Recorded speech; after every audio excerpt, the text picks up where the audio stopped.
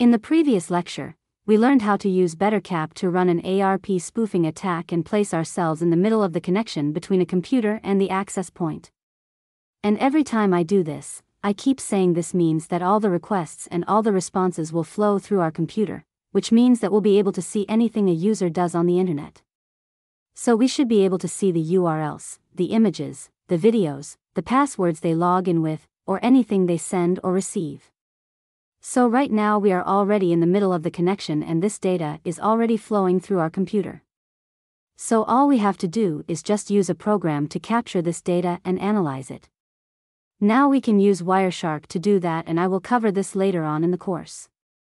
But for now I'm going to use a really nice module that comes with BetterCap that will automatically capture all of this data, analyze it and show me the interesting stuff.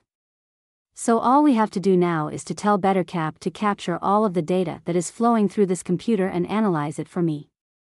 And to do this, we can use the net.sniff module, so you can do help followed by net.sniff to see all of the options that you can set for this module. But I showed you how to read options and change them, so for now I actually want to run it without modifying any of the options, so I'm just going to do net.sniff on. So now everything that's going to flow through this computer will be captured and analyzed by the net.sniff module.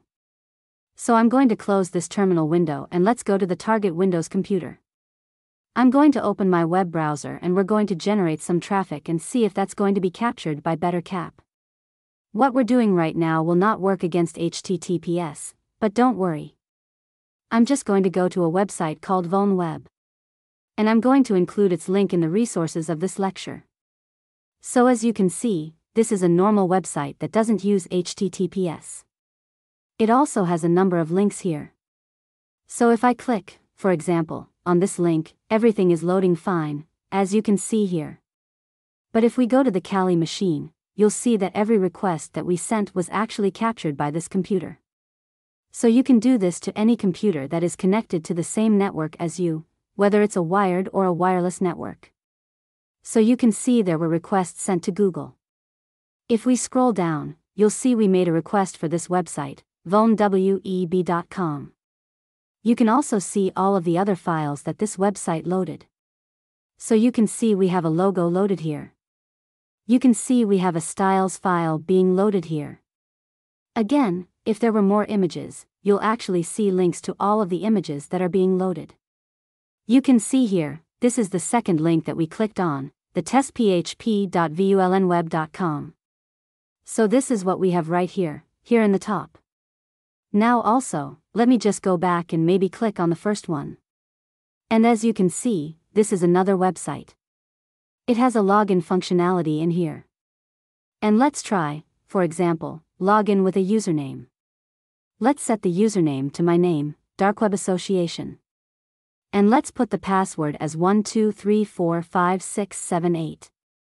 I'm going to click on login. Again, as you can see, we got logged in, no issues at all.